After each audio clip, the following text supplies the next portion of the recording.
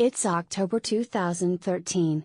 Abed Alhamid Khatib is sitting down for two interviews with French journalists Nicolas Hennin, a writer for Le Point magazine, and Pierre Torres, a reporter with French-German television channel Arte.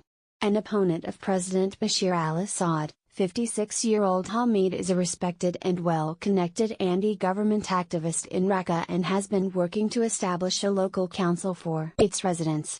Rebel groups have infiltrated the city and, in an effort to gain power, are more interested in fighting each other than taking care of the community.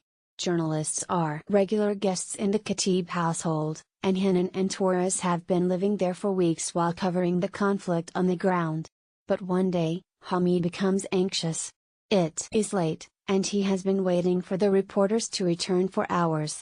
They had left the house and did not return by 12 a.m., so I waited until 6 a.m. the next morning, says Hamid, now 61 and living in Lyon. But they didn't come back, and I realized they had been kidnapped again. The jihadists al-Nusra Front are the most dominant rebel group in Raqqa. They had already taken Hennin and Torres hostage 2 weeks earlier, robbed them of their money and passports, and released them. This time, however, they did not feel so generous. But journalists were not their only targets.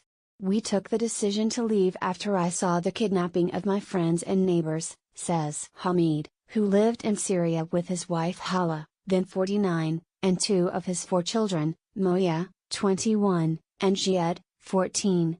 It was around this time that Nusra would cede control of Raqqa, and their detainees, to ISIL. The terror group learned of Hamid's activism and spied on his house. Militants stormed the homes of his fellow activists and arrested them. Many were murdered, while the fate of others remains unknown. Then came the threats to kill Hamid. We felt that we were going to be next, so we decided to flee to Turkey, he says. The escape Hala, at least, was safe, having flown to Dubai months earlier to stay with relatives due to ill health, while Moya was in Turkey training with an NGO. Leaving Hamid to plot an escape with Jihad. Recalling his last day in Syria, Hamid says, "You cannot comprehend the pain of leaving your home and your country behind. When you leave everything to go to a country where you do not speak its language or know anyone there. I stood in front of the door of my house. We had a big house, full of pictures and stuff. I am a poet and I had my poems and paintings, and so I asked myself, what can I take with me from this house? I decided to take only my passport and nothing else, except maybe some trousers and a shirt." Hamid and Jihad took their few belongings and spent the night at a friend's house before paying a driver to take them to the Turkish border at dawn. The roads were blocked by ISIS, so we fled to Turkey illegally, says Hamid. The pair managed to cross the border gates without visas and pass through the city of Urfa, before joining Moyo 65 kilometers north of a border after a 4-day trek. Within months, Hala had returned from Dubai and the family found a permanent home in the city of Gaziantep. Jihad was homeschooled, while Moyo secured work as a project officer with a U.S. organization and used his salary to support the household.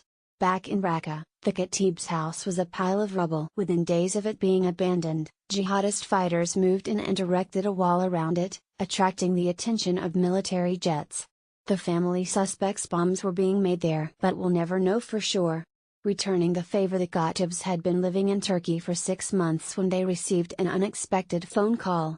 I left Syria in October, and they were arrested in June, says Hamid, referring to Hennin and Torres' capture by jihadists.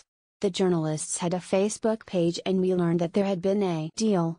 In April 2014, the French government had secured the release of 4 journalists and ISIL hostages, Didier Francois, Edward Elias, and Hennin and Torres, who had been chained together in an underground cell for half a year. They called us, Hamid continues, Nicolas and Pierre. They said they were in a hotel in Turkey. The Khatibs were delighted. Hamid and his 2 sons arranged to meet the pair in Gaziantep. It was an emotional reunion. Everyone from the French embassy was there, and some of them cried when they saw us meet. And then they made an asylum application for me that I didn't know about. I did not apply. A new life following months of interviews, Background checks and paperwork. The Khatibs were finally granted passage to France and settled in Lyon in 2015. They have since made it their home, along with the rest of the family. Hala and Hamid took up French. Ziad, now 18 and sporting a top knot, has almost finished his baccalaureate in English, French and Arabic literature. Moya, 27, lives in Paris, where he is studying Persian at university. And the eldest children, Marwan, 35, and Lael, 32, uprooted their lives in Dubai and Oman respectively to join the family in France. Together, they are on the hunt for a van for their up-and-coming mobile food business Pita et Baguette, where they plan to serve hot, delicious Syrian food at public events. The Khatibs have a future and are thriving. But what about Syria? Once the conflict is over and the country is rebuilt, would they go back? It was difficult and new for us. We had never left the city before, says Ziad, recalling Raqqa. Even when we did leave, it was only for a week or two. Then when we came to Turkey, I always thought we would go back to Raqqa, and I will never lose this feeling for the rest of my life. Some names have been changed to protect the identity of the source.